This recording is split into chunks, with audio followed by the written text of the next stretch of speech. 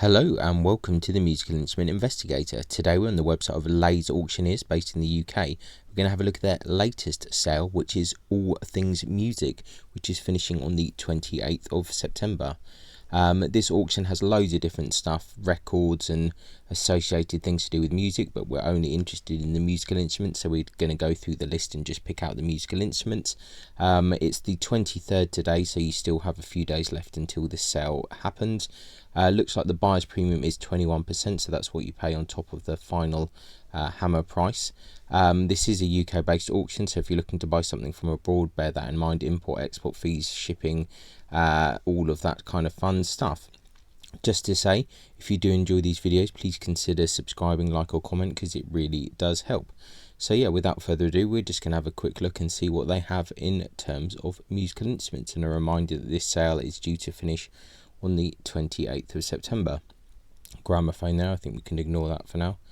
We've got two cased violins, one after Stradivarius. I think it's pretty obvious that these are just generic trade instruments there. 50 to 100 is the estimate, which is probably a bit high, but only a tiny bit. It's not totally unreasonable. Quite clear pictures actually, so that's good.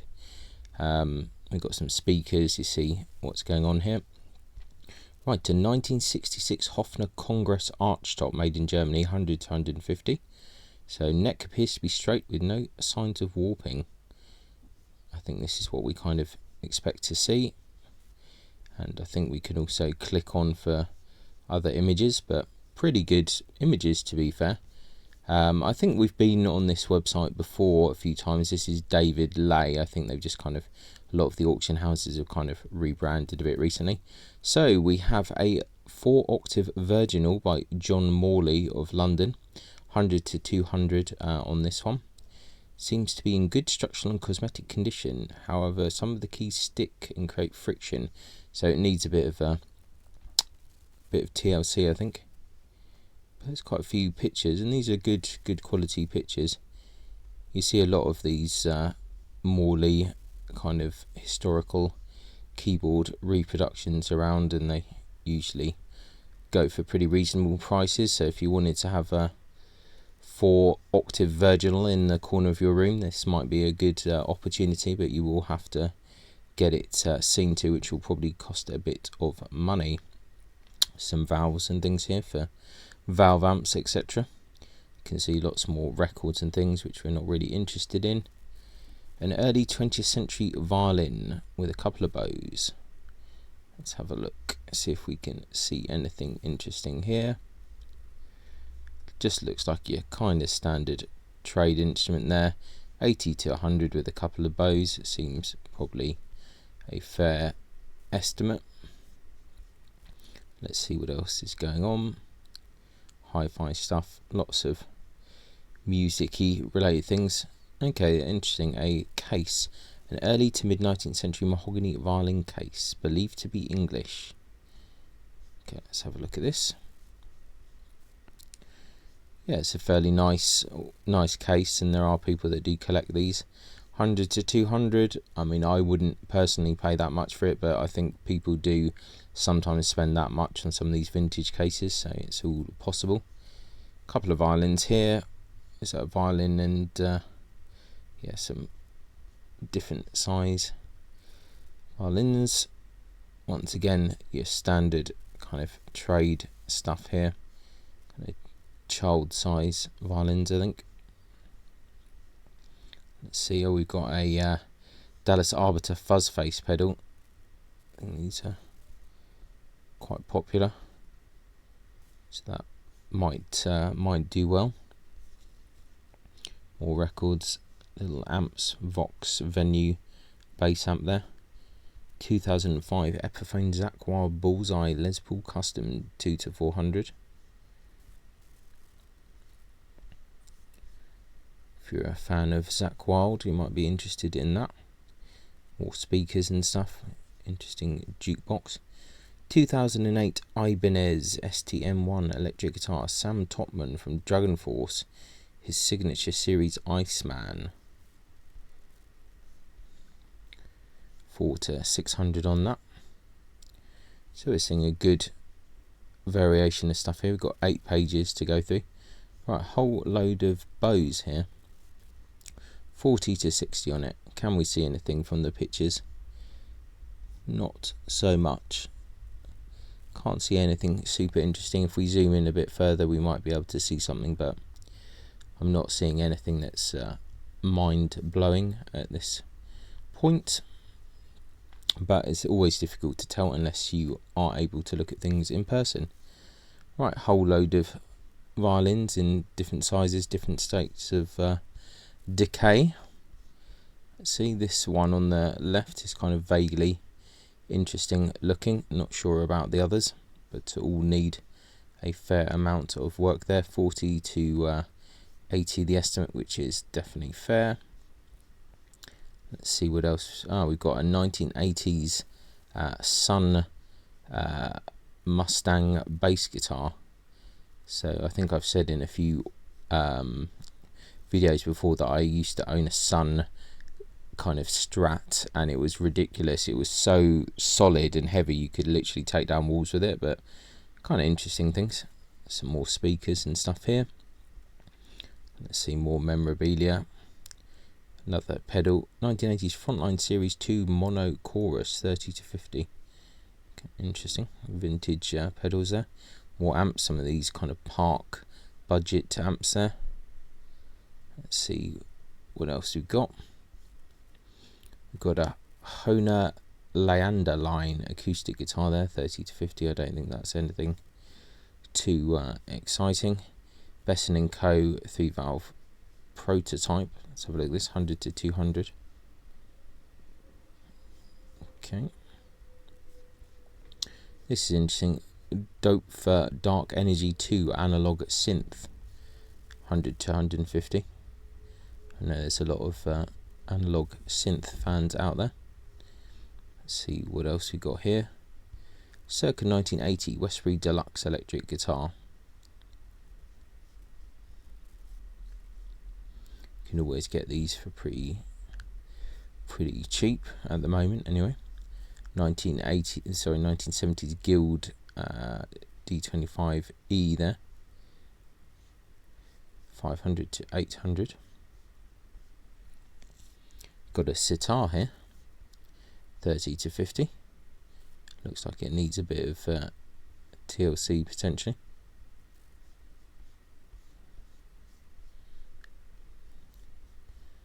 Okay, Crafter electroacoustic there. Chinese Pippa lute, 80 to 120 there. I'd like to know a bit more kind of about these and how to spot if one is kind of a really good quality one or a kind of a tourist type one. Got a Celtic harp, because every auction has got to have a little harp.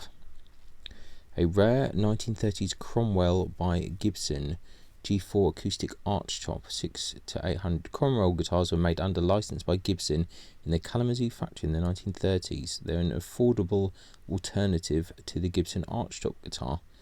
Okay, interesting. I've actually never heard of that brand before, so that is pretty curious. Pretty simple kind of colour there. They just stick on the paint. Yeah, interesting looking guitars there. Never heard of that before. A few bits of repairs. Quite like these inlays. Quite nice on the fingerboard. So there you go. Interesting looking guitar there. And something to learn. That's what we're all about. Learning. Mandriola. Unknown age and origin. Okay. Actually looks kind of fairly nice.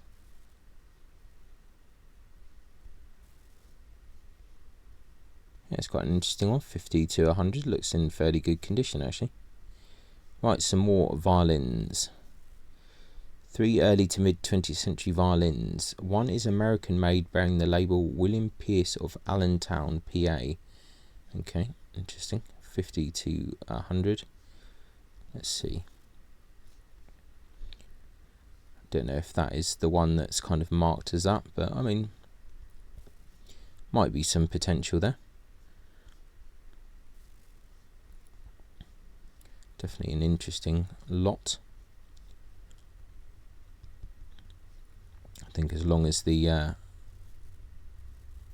estimate is fairly low, then I think that's fair enough. 50 to 100, yeah. I mean, a lot of work to get those back up and running. It will cost you a bit from a luthier's point of view, but might be worth it. 1988, so 89 Fender Fujigen Stratocaster there. Psychedelic paint finish. Yeah, that's pretty cool. Quite like that. That's an interesting looking one. That's pretty cool. 350 to 450. That's not too bad. Interesting looking guitar. More kind of amp things here. Right, signed the Blues Band. 1960s Sunburst Rossetti guitar there. Signed by Paul Jones and Dave Kelly. Okay. Let's see what else we got here. Circa 1960s Framus Black Rose Deluxe Archtop guitar, 100 to 200. Quite like that. I quite like the F-holes, are quite crazy. 100 to 200, I think that's alright. I mean, there's a lot of these type of guitars floating about, but they're interesting. Tanglewood Odyssey there. It's like a 12 string. Pretty standard kind of stuff. See what else we got here. Shaftesbury Rodeo 6 acoustic, manufactured in Italy. Okay. Let's see what else we got here. More records and things. An Aria acoustic guitar. I think we can just kind of go past that for now. We're on page 4 now, so we're gradually getting through. A few pedals, Electro Harmonics, 1980s Small Stone. Small clone there. They are quite cool pedals. Bit battered there, but at least they've been well used. Applause by Ovation, it's their budget one. A guitar there. Squire by Fender. Once again, I think we can just carry on for now. Guitar expression pedals there. More speakers and things. Vintage Jim Deacon J70 acoustic guitar. That's just another budgety thing. What else do we have? Maestro piano accordion there. 3 piano accordions. Right, we've got loads here. Needs a bit of TLC.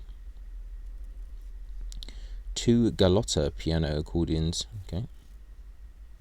40 to 60 on that. I do not know a massive amount about piano accordions, and I am okay with that, but they do come up in auction quite a lot, so I probably should learn a bit more. 1977 Fender Mustang. Okay, bass appears to be all original, 6 to 800. Interesting looking one. Pretty cool. Casio DH100 digital MIDI horn. Okay, that's pretty bizarre looking. I've not seen one of those before. That's interesting. What's this? Yamaha tone generator. That's quite cool. Got a whole load of other bits. Trainer voicemate reverb. Whole load of music-y tech stuff. Vintage B&S Sonora flugelhorn. Very good. 50 to 100. Oh, we've got more pedals here. Electro Harmonics Big Muff and a few other bits. So that's cool. Xenox electric guitar. Metronome there, speakers. Fender Deluxe Series Powerhouse Stratocaster, and a Hudson parlor guitar. Interesting kind of like goldy green colour on that Strat there.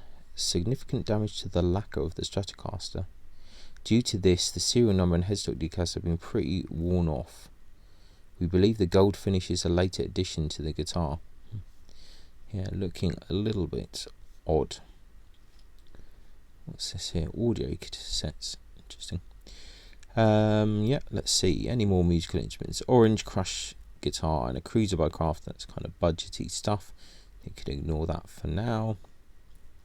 There are a fair amount of instruments, to be fair. They're just spread over the place, which I guess is fair enough. 1990s Yamaha PSR 510 keyboard. Pretty standard keyboard of the time. Rocktron Banshee Talkbox pedal. There you go. 50 to 100. Another guitar, First Act ME357 electric guitar. Yeah, interesting, that company, when they had lots of these budget ones, but then they also had some like really high tier ones, and then when the company went a bit dodgy a few years ago, I think they sold the stuff all off, and some of it ended up being really cheap, so you could get quite a good deal there. Yamaha DD75 drum kit there. Rare 1970s Maxwin 100C electroacoustic guitar, and Japanese made. Bowl back. Okay. 50 to 100. Once again, not a brand that I know of. Rockwood by Hohner guitar. It's a budget thing. Another Rockwood, but the Telecaster. Let's see, you've got a couple of pages left. Have we got anything interesting? Actually, this is pretty interesting. Kiffwood parlour guitar, custom built guitar by the well-renowned Cornish luthier, inspired by an 1802 Carlo Guadagnini. Kiff famously uses recycled wood when making instruments, which particular models incorporates Japanese maple burl. Okay, interesting. Curious, 700 to 900 there. Okay, slightly interesting looking instrument that. I think it's probably a bit of an acquired taste if that's your kind of thing, but yeah, interesting looking instrument there. If you're looking at a parlour guitar for a difference, that's a really beautiful rosette there, really nice kind of colour coordination, so that's quite interesting. A lot of photos here. Yeah, nice looking instrument. Would I pay between 700 to 900 for it? Well, not personally at the moment, but could be interesting. The aesthetics is throwing me off a little bit with this kind of burl part of the fingerboard, but yeah, interesting. They're very beautiful rosette there. That is very nice. Anyway, we must carry on. Tama Superstar 14-inch floor tom there. It's good to see a few drums. Vintage Boston trumpet. Let's see what else. Speaker stuff. A Georgian fruitwood fife, circa 1800. Marked Improved Parker London and made by John Parker between 1717 and 1815. Fife is mounted with the original brass ferrules in good condition, 80 to 120. That's quite a nice one actually. That's quite interesting. Yeah, quite a random selection of items. Blue Moon acoustic guitar, Yamaha clarinet, Stentor violin there, Boozy & Hawkes clarinet. Alright, 2016 Gibson Les Paul Studio HP electric guitar, high performance. Oh, it's got those robotic tuners, 4 to 600. Interesting. 4 to 600, that seems fairly good. It's got the kind of interesting cutaway heel there. And there's a picture of the robo tuners. That seems alright. I would have thought it'd probably go for a bit more than that, but maybe not. Extreme electric guitar, vintage brass euphonium, hand painted Eastwood guitar. Okay, we've got a Marlin electric guitar. Okay, let's see, we're on the final page. Is there anything else? Rare Ricks electric guitar. What is this? A good quality Stratocaster style guitar manufactured for and sold by Edinburgh music shop Ricky's Music. Okay, fair enough. Don't really see anything of particular interest there. Studio Master thing. We're getting closer to the end. Yamaha ERG 121. That's the super budget low end Yamaha. Interesting Laney 4x10 bass cab there. Legend by Aria electric guitar. That's pretty standard. Stag electroacoustic for kind of amps. Nothing too crazy to see there. Some guitar pedal stuff. Let's see, Rip Roar electric guitar. That's a good name. Interesting other stuff in this auction. I think that's it. Yeah, I think we have come to the end. So yeah, quite a curious auction. Not a crazy amount of musical instruments, but a few here and there, and some of them are pretty interesting. So I think it's not a bad auction. So yeah, for this one finishing on the 28th of September. Buyer's premium 21%. I'll put a link in the description to this video. Check it out, see what you think. Thanks a lot for watching, and I'll catch you next time. Bye.